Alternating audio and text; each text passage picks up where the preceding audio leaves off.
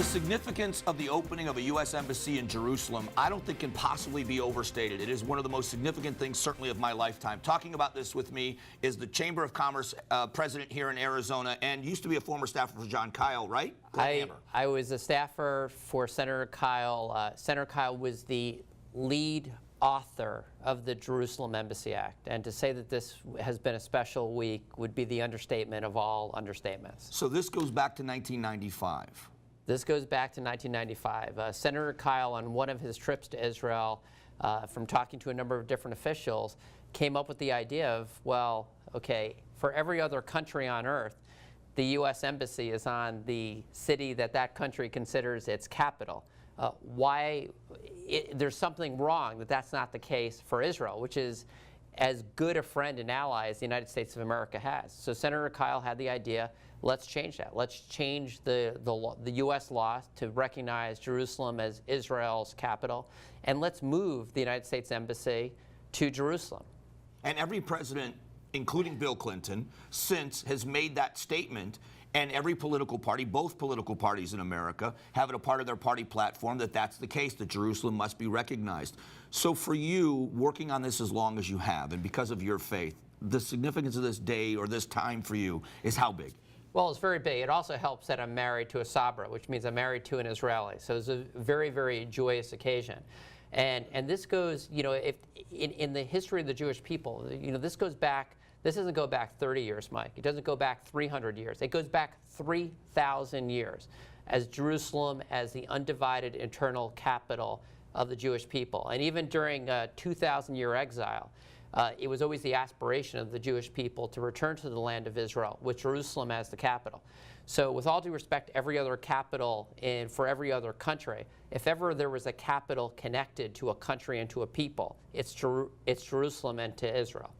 Now, the connection is not just symbolic. Our connection to Israel is a true ally, and it is from your Chamber of Commerce experience, the economic relationship between our country and Israel and our state in Israel is pretty significant. It absolutely is, and this goes back to the first free trade agreement in the history of the United States was in 1985 under President Reagan, and it was with the state of Israel, our absolute first free trade agreement.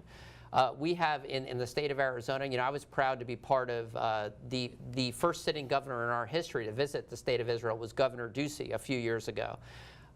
The ties we have on water, the ties we have on cybersecurity, and of course the ties we have on defense between the state of Arizona and Israel are quite intense.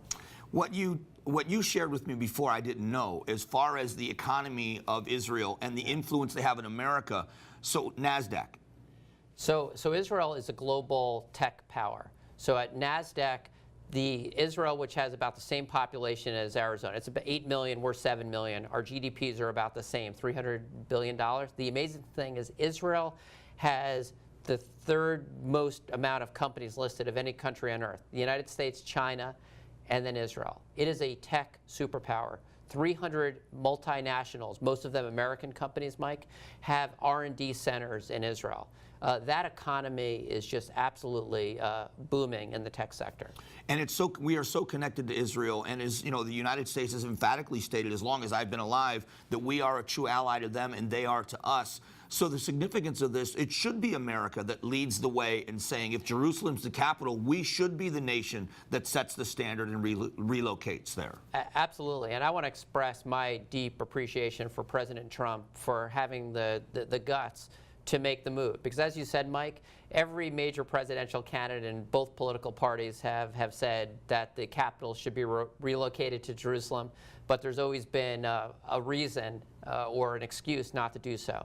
This president did the absolute right thing. And I was just coming back from Israel last week. I was at Jerusalem right before the capital officially moved. And I'll just say it was just an unbelievable spirit within Israel's capital for what was about ready to transpire. And for people that are history buffs and historians, the significance of you, like you said, goes back thousands of years. What I'd like to do is talk to you a little bit about the other side of this, which has been the controversy side of this. Sure. Because it is not without controversy, and within our own country, not just worldwide, but within our own country.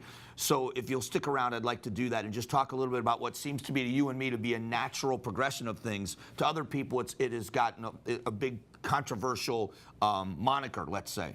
So Glenn's going to be with us one more segment. We're going to talk about the significance of this, but also the controversial side of this. So we'll be back in just one moment with Glenn Hammer.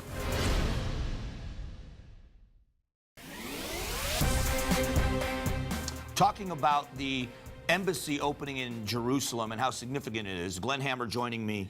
The controversy of this seems to me to be wrong. It's being looked at the wrong way around the world. In the UN Security Council, Nikki Haley addressed the violence at Gaza and the way that people are crafting this to be either the president's fault or the fault of the Israelis. Yeah. So before you comment, I want you to see what Nikki Haley said, and then I want to hear what your view is of how she crafted this argument in front of the UN Security Council. Those who suggest that the Gaza violence has anything to do with the location of the American embassy are sorely mistaken. Rather, the violence comes from those who reject the existence of the State of Israel in any location. All right, so what do you think of that? I agree 100% with Ambassador Haley. I mean, the two most moral countries on earth are the United States of America and Israel.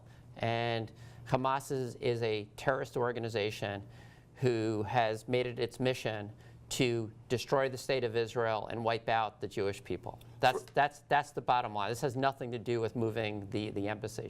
Ambassador Haley is 100% correct. It was an excuse for the people of Hamas to storm the walls or storm the fence and to violence. I mean, they were trying to burn crops. They had bombs, Molotov cocktails, guns, and they were meting out acts of violence. As a matter of fact, Hamas came out this week and said of the 64 people, I believe, that died, 50 of them were martyrs of Hamas. That's the way they see this, as a religious movement that they're giving their lives up to destroy Israel.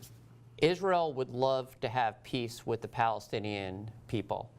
You need a dance partner that also wants peace. And a group like Hamas that is sending people with all sorts of weapons to create violent situations, you can't have peace with those types of people. Israel desperately wants peace. Hamas exists to annihilate Israel. It's a terrorist organization.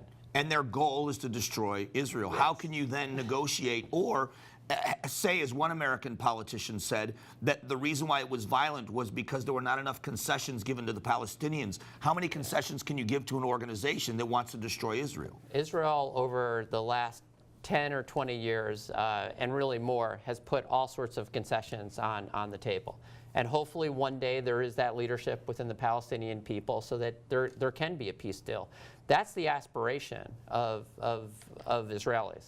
There are two quotes from Golda Meir that have stuck with me, and I've quoted now this week so many times because they're significant, I think, in the mindset of the people of Israel. One is, if Israel were to put down their weapons, there would be no Israel. If the Palestinians were to put down their weapons, there would be peace.